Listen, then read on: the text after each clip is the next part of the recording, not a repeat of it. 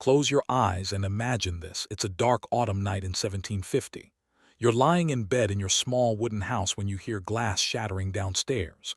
Your heart races. Someone is breaking in. Your family is in danger. In 2025, you grab your phone and dial 911. Police would be dispatched immediately, arriving within minutes with training, weapons, and legal authority to protect you. But in 1750s America, there is no 911. There are no police cars with sirens racing through the night. There are no uniformed officers, no detective units, no emergency response system at all. You are completely on your own. Welcome to daily life in 18th century America, a world where every person was simultaneously citizen, judge, and law enforcer. Where justice was delivered not by trained professionals, but by your neighbors, your family, and often by your own hands. Where the line between legitimate defense and mob violence was razor-thin and constantly crossed. Today, we're stepping into this world without police, not to romanticize it, but to understand what it actually meant to live in a society where safety, justice, and order depended entirely on the community itself. What you're about to discover might shock you. Historical context and background. To understand life without police in 1700s America, we must first grasp what law enforcement actually meant in this era, and more importantly, what it didn't mean. The absence of professional policing. The concept of a professional police force, paid, trained officers in uniform patrolling streets and responding to emergencies, simply did not exist in colonial and early America. The first modern police department in America wouldn't be established until 1838 in Boston, followed by New York in 1845. Throughout the entire 1700s, Americans lived in what we would now consider a security vacuum. This wasn't an oversight or a gap in governance. It was the intentional structure of colonial society, inherited from English tradition and adapted to American circumstances. The responsibility for maintaining order, preventing crime, and administering justice rested not with specialized professionals, but with the entire community. The social fabric of 18th century America.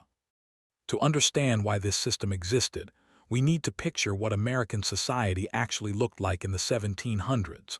The colonies were overwhelmingly rural. Most people lived on farms or in small villages where everyone knew everyone else. Cities like Boston, Philadelphia, and New York existed, but even these were modest by today's standards.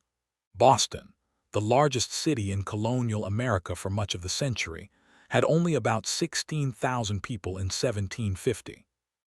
In this world, anonymity was virtually impossible. Your reputation was everything. It determined who would do business with you, who would help you in times of need, who would marry your children. Social pressure and community judgment were extraordinarily powerful forces for maintaining order. Getting talked about could ruin your life more effectively than any punishment a court could impose. The population was also remarkably homogeneous within individual communities, particularly in New England. Most colonists shared similar English Protestant backgrounds, attended the same churches, and held similar values. This cultural cohesion meant there was broad agreement about what constituted proper behavior, making informal social control more effective. The makeshift law enforcement system. What Americans did have was a patchwork system, cobbled together from English legal traditions and adapted to frontier conditions. This system had four main components. Constables were local officials elected or appointed annually, serving part-time while maintaining their regular occupations as farmers, merchants, or craftsmen. They received little or no pay and had minimal authority, serving warrants, supervising night watches, and bringing accused persons before magistrates. Night watches consisted of citizens who took turns patrolling streets after dark, looking for fires, suspicious activity, or disorder. Service was mandatory for property-owning men, though the wealthy could hire substitutes. Watchmen were often elderly, intoxicated, or asleep at their posts, The joke was that they were hired to sleep with one eye open and call out the time. Sheriffs held the most authority, overseeing entire counties, managing jails, executing court orders, and raising posses of deputized citizens when needed. But sheriffs were political appointees, often more concerned with collecting taxes, which earned them fees, than pursuing criminals. The community itself bore ultimate responsibility through the hue and cry system. If you witnessed a crime or heard someone calling for help, you were legally required to join the pursuit of criminals. Every able-bodied man could be compelled to serve in a posse. Refusing carried fines and social disgrace. Daily reality of security. What did this mean for ordinary people's daily lives? It meant you couldn't rely on anyone but yourself, your family, and your immediate neighbors for protection. Most households kept weapons, muskets, pistols, clubs, axes, and everyone knew how to use them. Doors were barred at night. Valuables were hidden. Dogs served as early warning systems. It meant that if someone wronged you, stole your property, assaulted you, or damaged your reputation, you couldn't simply report it to police and let professionals handle it. You had to pursue justice yourself, gathering evidence, confronting the accused, bringing witnesses before a magistrate, and then participating in whatever punishment was imposed. It meant living with constant, low-level anxiety about threats that could materialize at any moment: thieves, aggressive neighbors, fires, Native American raids on the frontier, with no professional help coming to save you. And it meant that justice was intensely personal, local, and variable. What happened when crimes occurred depended entirely on the will and temperament of the community, the power dynamics among neighbors, and whether anyone cared enough to pursue the matter at all. This was the reality for millions of Americans throughout the 1700s.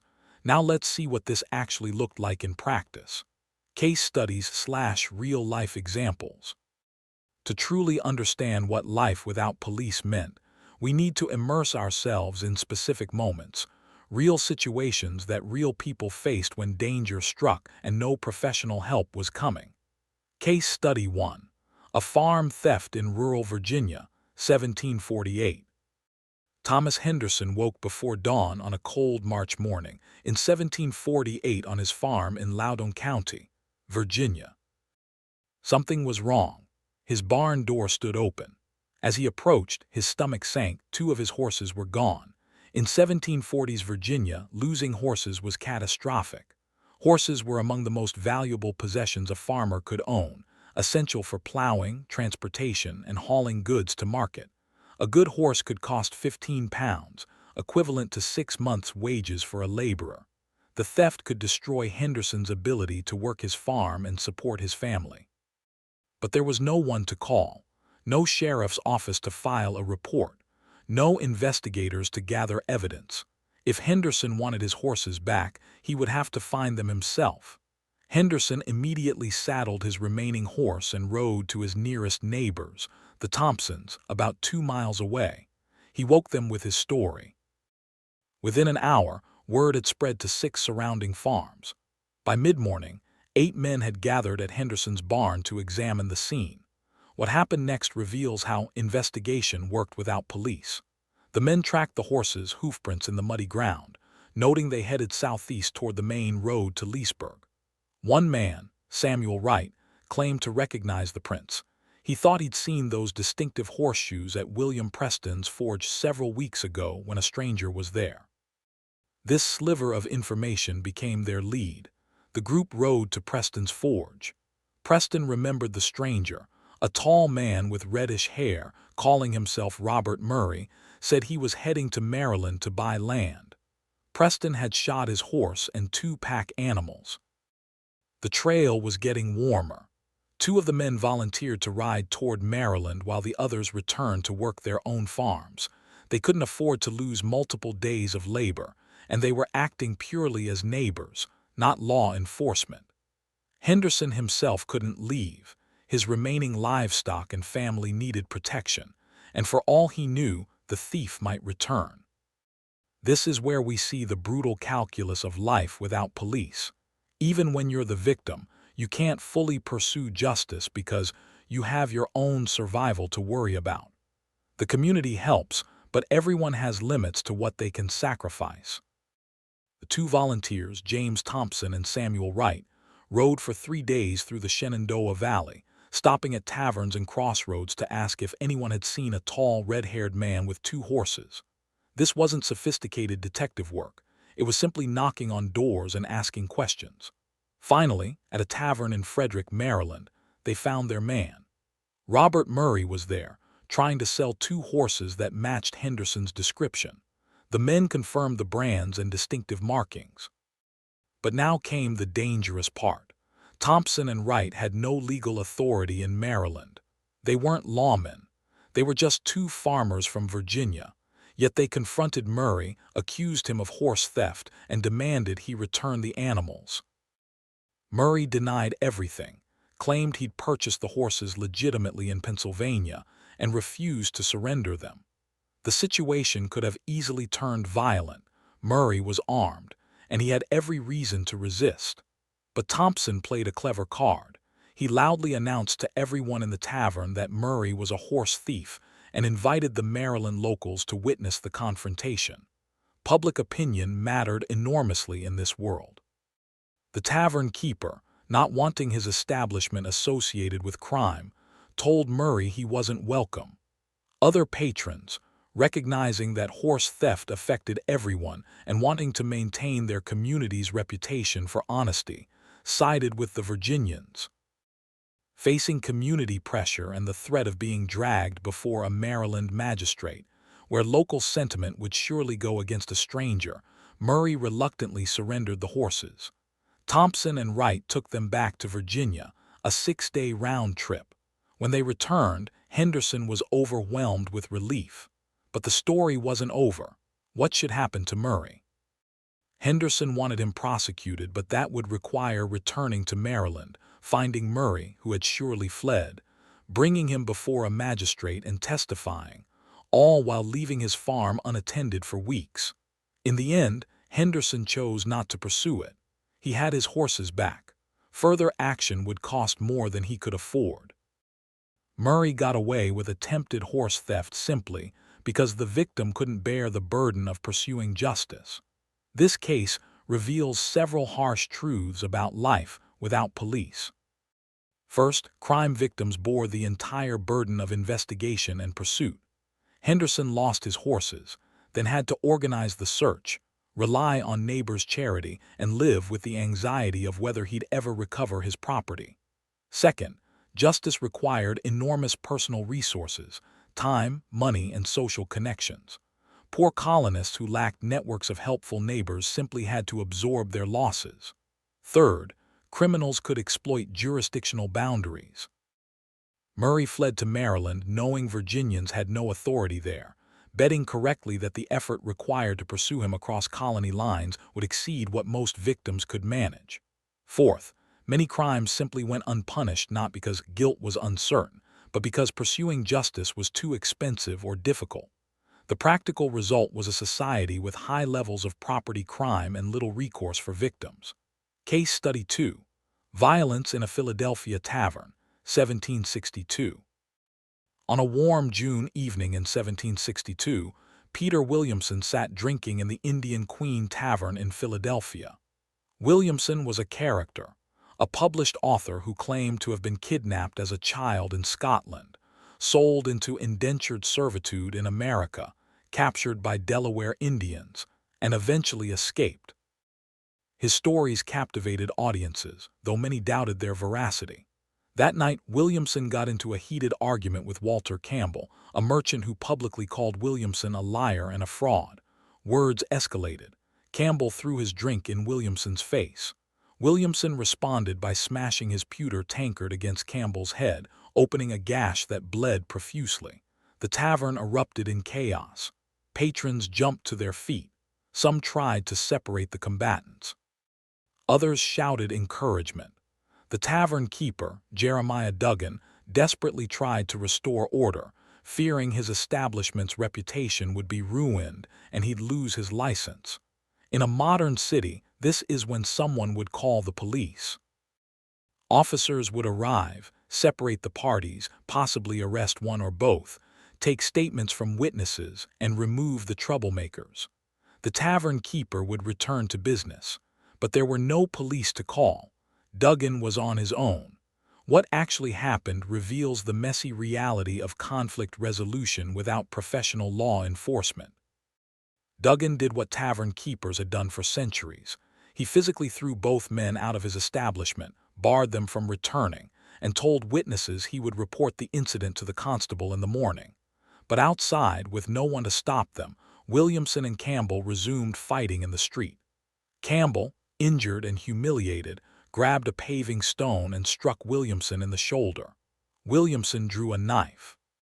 The situation was escalating from a barroom scuffle toward potential murder.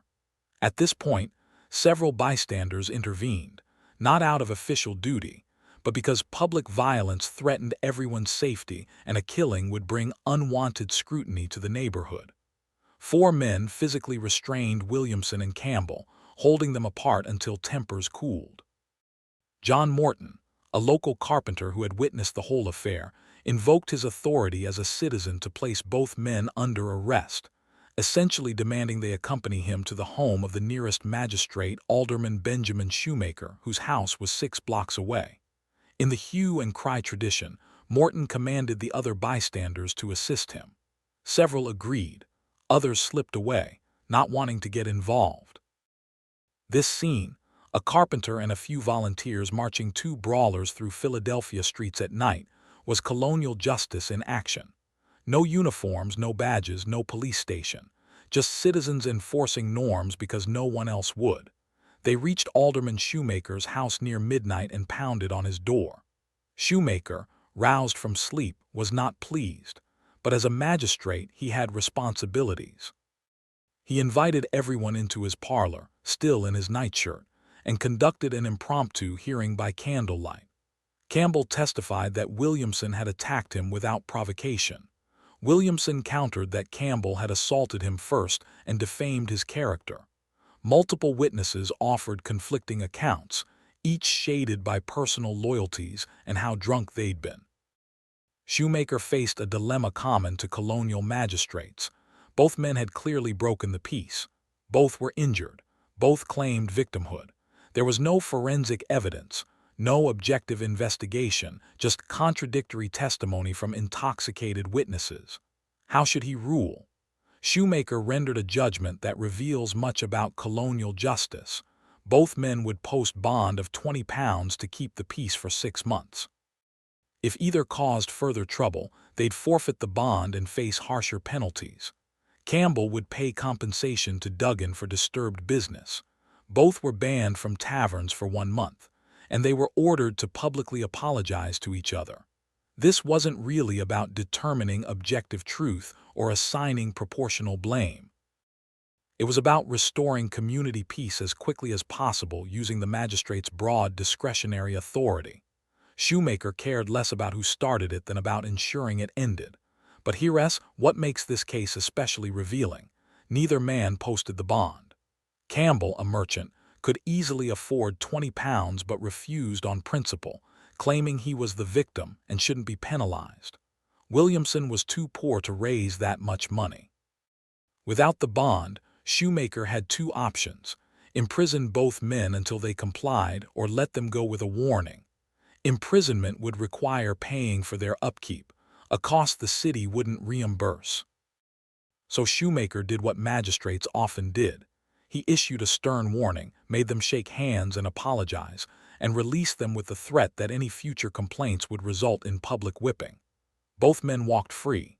No one paid penalties. The system had essentially failed to impose any consequences. Within 3 weeks, Williamson and Campbell had another confrontation at the waterfront. This time, Campbell brought 2 friends and they beat Williamson severely, breaking his arm. Witnesses testified that it was clear retaliation for the earlier incident, but Campbell's merchant status and social connections protected him. When Williamson brought charges, a different magistrate, who did business with Campbell, dismissed them, claiming insufficient evidence. This case illustrates how life without police, affected conflict resolution. First, immediate response to violence depended entirely on whether bystanders chose to intervene.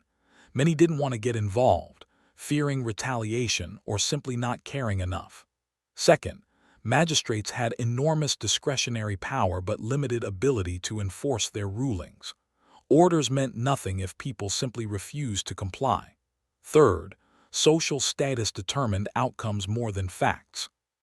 Wealthy, well-connected colonists could effectively escape consequences that would fall heavily on the poor.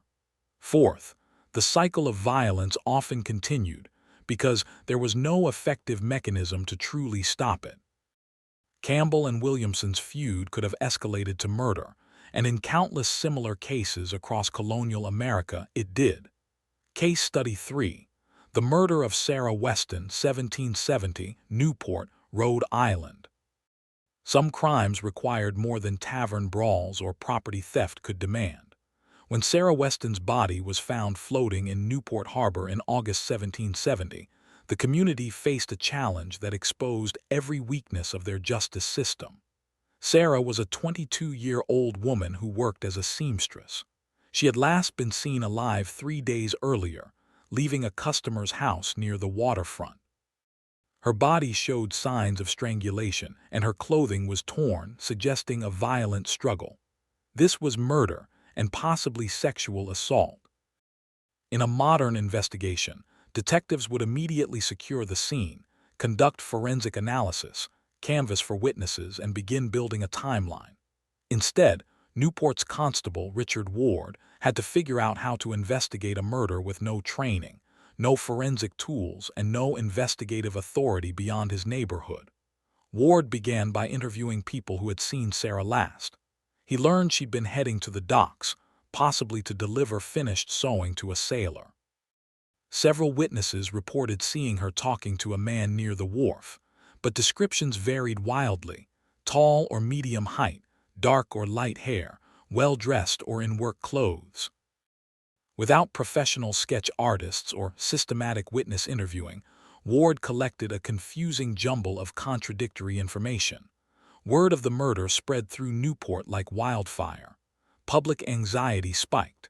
If a young woman could be murdered in broad daylight near the busy waterfront, no one was safe. Pressure mounted on Ward and the local magistrates to find the killer. This pressure led to the darkest aspect of justice without professional police: the rush to blame someone, anyone, to calm public fear. Within days, suspicion fell on Marcus, an enslaved African man who worked on the docks. The evidence was thin. Someone claimed to have seen a black man near where Sarah was last seen, though Newport had a substantial black population, making this nearly meaningless. Marcus had no alibi. He'd been working alone loading cargo, and crucially, he was the most vulnerable person who could plausibly be blamed. Marcus was arrested and brought before a magistrate. The proceeding was shockingly brief. No physical evidence connected him to the crime. No witness could positively identify him. His employer testified that Marcus was known for respectful behavior and had never caused trouble. But none of this mattered as much as the community's desperate need to believe the killer had been caught. The magistrate, feeling pressure from influential citizens who wanted the case resolved, ordered Marcus held for trial at the next session of the Superior Court. He would languish in jail for 3 months before his case was heard. Meanwhile, the actual investigation stalled. Ward had no leads, no forensic evidence, and no way to pursue complex detective work. The community largely accepted that Marcus was guilty, and pressure to investigate further evaporated. But then something unusual happened. Sarah's sister, Elizabeth Weston, refused to accept the official story. Elizabeth was convinced Marcus was innocent. He had no motive, no history of violence, and the evidence was absurdly weak. As a woman, Elizabeth had no official role in law enforcement or criminal justice. But she had something powerful: determination and family connections. Elizabeth spent weeks conducting her own investigation, talking to people at the waterfront, retracing Sarah's last movements, and asking questions no one else was asking. She discovered that Sarah had been involved in a romantic relationship with a sailor named Thomas Whitfield, who had left Newport on a ship the day after Sarah disappeared. Elizabeth brought this information to Constable Ward, insisting he investigate Whitfield. Ward was skeptical. Whitfield was long gone, and pursuing him would require extraordinary effort. But Elizabeth persisted, eventually appealing directly to the deputy governor, presenting her evidence and demanding justice for her sister. Reluctantly, authorities sent inquiries to other ports looking for Whitfield's ship. 2 months later, they received word. Whitfield had been arrested in Charleston, South Carolina for assaulting another woman. Under questioning there, he admitted to arguing with Sarah Weston in Newport. She had been pregnant and demanded he marry her or support the child. In a rage, he had strangled her and thrown her body in the harbor, then immediately boarded a departing ship. Whitfield was eventually returned to Rhode Island and hanged for murder. Marcus was released after 4 months in jail, his life disrupted, and his reputation permanently damaged despite his innocence. This case reveals perhaps the most disturbing aspects of life without professional police. First, investigations depended on the skills, dedication, and personal motivations of whoever happened to be constable, and most constables were neither trained nor particularly motivated to solve complex crimes. Second, vulnerable people, the enslaved, the poor social outsiders, were routinely scapegoated when communities demanded quick resolution. Without professional standards or oversight, prejudice determined outcomes. Third, actual justice often depended on the persistence of private individuals like Elizabeth Weston. If she hadn't conducted her own investigation, Marcus would likely have been executed for a crime he didn't commit. Fourth, criminals could escape by simply leaving the jurisdiction. If Whitfield had been more careful in Charleston, he would never have been caught. Geographic mobility meant impunity for many criminals. These 3 cases, Henderson's stolen horses, the Philadelphia Tavern brawl, and Sarah Weston's murder, show us what life without police actually meant. A society where justice was haphazard, where outcomes depended on personal resources and social connections, where the innocent could be punished and the guilty could escape, and where ordinary people bore crushing burdens that modern citizens can't imagine. Social impact and analysis. Living in a society without police profoundly shaped every aspect of colonial American life. How people interacted with neighbors, how they raised children, how they conducted business, and how they understood concepts like safety, justice, and community. The burden of constant vigilance. Perhaps the most significant impact was psychological. Colonists lived with perpetual awareness that their safety depended entirely on their own preparedness and their neighbors' goodwill. This created a culture of self-reliance that Americans would later romanticize, but which was rooted in anxiety as much as virtue. Households maintained weapons not as hobbies but as necessities. Children learned to shoot not for sport but for survival. Trust was extended cautiously because betrayal or conflict with neighbors could literally be life-threatening when you might need them to respond to your hue and cry. This constant vigilance was exhausting. Modern Americans can relax in our homes, confident that if danger arises, we can summon professional help. Colonial Americans never fully relaxed. They lived with the knowledge that they were on their own. The tyranny of reputation. Without formal institutions to mediate disputes and enforce norms, social reputation became extraordinarily powerful. Being known as dishonest, quarrelsome, or uncooperative could effectively destroy your life. No one would do business with you. Neighbors wouldn't respond to your calls for help. You'd be excluded from community decision-making. This created powerful incentives for conformity and good behavior, but it also enabled social tyranny. Communities could, and did, use reputational destruction to punish anyone who violated social norms, even when no law was broken. Unconventional thinkers, religious dissenters, or people who simply made enemies could be socially ostracized with devastating consequences. Women were particularly vulnerable to reputational damage. Accusations of sexual impropriety, even if false, could permanently ruin a woman's marriage prospects and social standing. Since women had limited economic options outside marriage, reputational attacks could consign them to poverty. The violence gap. Life without police was dramatically more violent than modern American life. Historians estimate that homicide rates in colonial America were 5–10 times higher than today's rates. Disputes that now might result in lawsuits or police reports instead escalated to physical violence. This violence fell disproportionately on the vulnerable. Enslaved people, servants, women, and the poor experienced violence with virtually no recourse. Masters could brutally punish servants and enslaved people without consequence. Husbands could beat wives. Wealthy men could assault the poor, knowing their social status provided immunity. The absence of professional law enforcement meant there was no neutral party to intervene in conflicts. Everything was personal. If someone wronged you, either you found friends powerful enough to support you or you endured the wrong. Might often did make right. The community protection paradox. Paradoxically, while the absence of police made individuals more vulnerable, it sometimes made communities stronger. The necessity of mutual protection created genuine interdependence. Neighbors who might otherwise remain strangers had to build relationships because they literally depended on each other for survival. Barn raisings, harvest sharing, and communal watches weren't just pleasant traditions. They were survival mechanisms.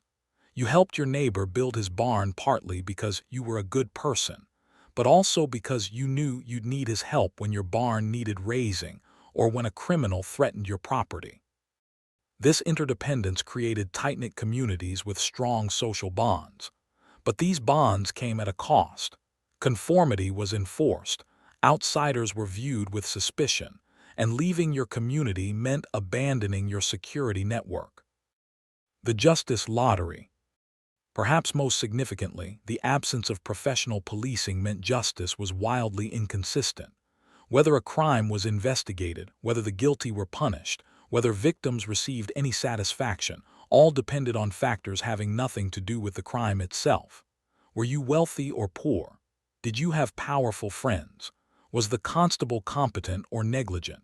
Was the magistrate fair or corrupt? Did the community care about your case or dismiss it? These questions determined outcomes far more than guilt or innocence. This arbitrariness violated emerging Enlightenment principles about equality before the law. The revolutionary generation, raised in this system, increasingly recognized its injustices. Their calls for a government of laws, not men, and constitutional protections against arbitrary power were direct responses to the capricious justice they'd experienced.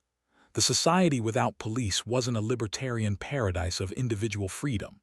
It was a world of constant anxiety, social tyranny, endemic violence, and arbitrary justice, a world most colonists endured because they had no alternative, not because they preferred it. Modern connections, reflection. The distance between 1700s America and today seems vast. We've added professional police, constitutional protections, forensic science, and sophisticated legal systems. Yet the fundamental questions that world raised remain surprisingly relevant. When protection fails, modern Americans generally trust that professional police will respond to emergencies. But what happens when that system fails? During natural disasters, economic collapses, or social upheavals, we see rapid regression toward colonial patterns. People barricading homes, forming armed neighborhood groups, and taking security into their own hands. The 1992 Los Angeles riots, Hurricane Katrina's aftermath in 2005, and controversies surrounding police response times in high-crime neighborhoods all reveal that the colonial question, what do you do when professional help isn't coming, hasn't disappeared. It's just been deferred for most Americans most of the time. This raises uncomfortable questions. Has professionalization of policing made us safer, or has it simply made us dependent on a system that can fail spectacularly? Do we gain security through specialization, or do we lose resilience by outsourcing all responsibility for public safety? The community policing movement. Ironically, modern law enforcement increasingly embraces community policing that echoes colonial practices, officers building relationships with residents, encouraging neighbors to watch out for each other, and treating police as part of the community rather than separate from it. Neighborhood watch programs explicitly resurrect the colonial model of citizen vigilance. Apps like Nextdoor and Citizen create digital versions of the town square where residents share security information and coordinate responses to threats. But we've learned that community-based security can replicate colonial injustices. Neighborhood watch programs have been criticized for racial profiling. Community policing can deepen existing biases if the community excludes or targets marginalized groups. The same social pressure that maintained order in colonial villages can become oppressive surveillance in modern contexts. The inequality problem.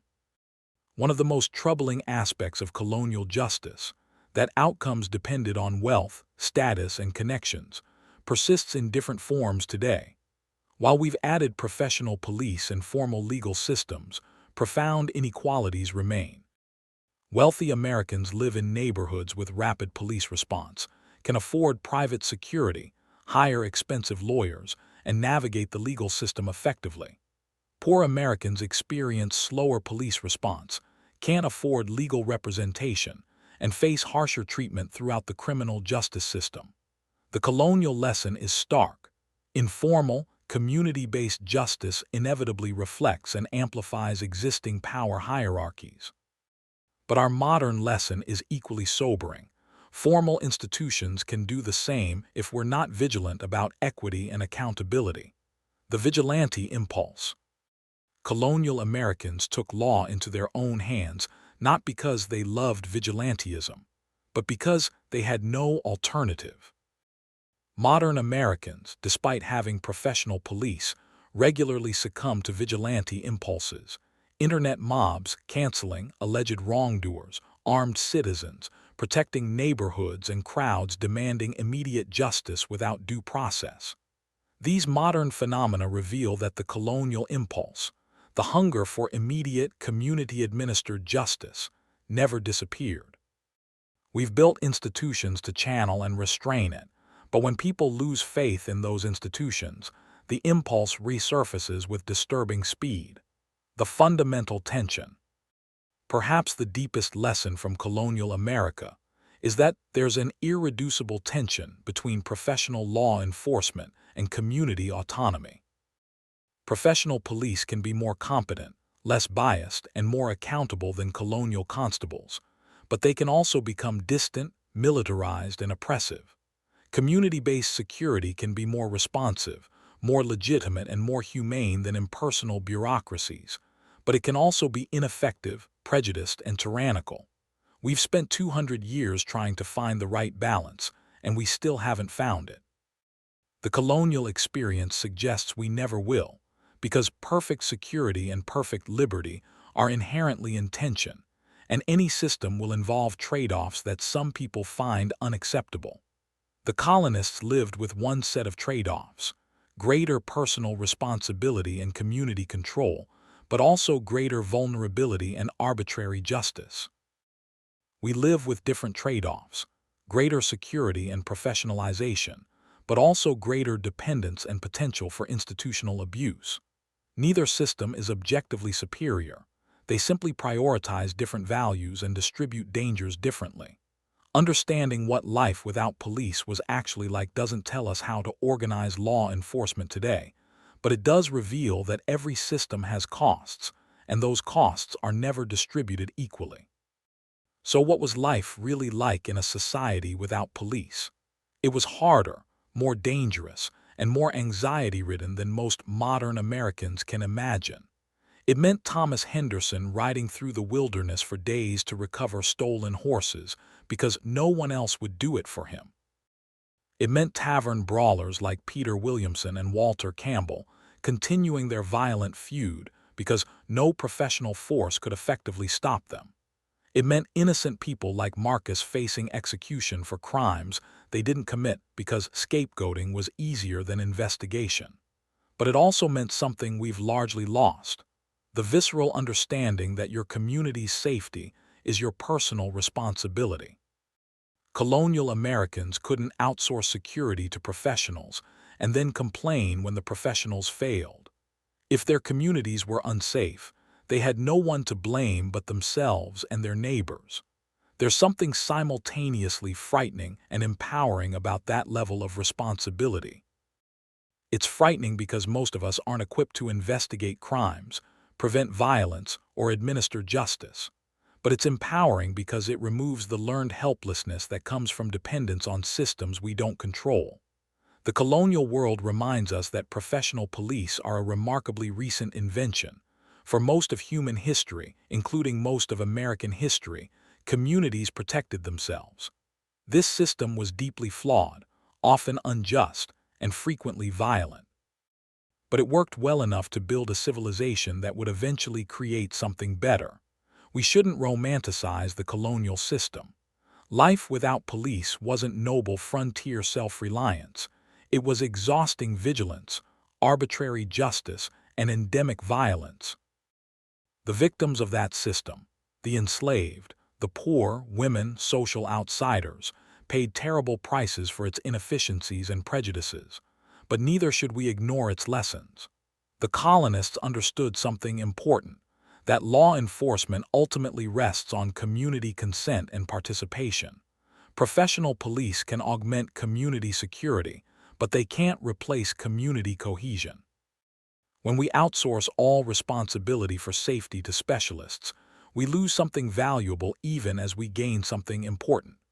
The challenge for modern society is capturing the best of both worlds: the professionalism, training, and accountability of modern policing, combined with the community investment and shared responsibility of the colonial system. We need police who are competent and constitutional, but also communities that see security as everyone's business, not just the police department's. Now we want to hear from you. After learning what life was really like without police, do you think we've lost anything valuable in the professionalization of law enforcement? Could modern communities function with less reliance on police, or would we quickly descend into the chaos and violence of the colonial era? What aspects of colonial community responsibility should we reclaim, and which should we be glad to have left behind? Share your thoughts in the comments. This is a conversation that matters as we debate the future of policing in America. And if you found this historical deep dive valuable, hit that subscribe button and notification bell so you don't miss our next exploration of the often surprising realities behind American history. Thanks for watching. Remember, history doesn't give us easy answers, but it does give us better questions. Until next time, keep questioning, keep learning, and keep thinking critically about the systems we often take for granted.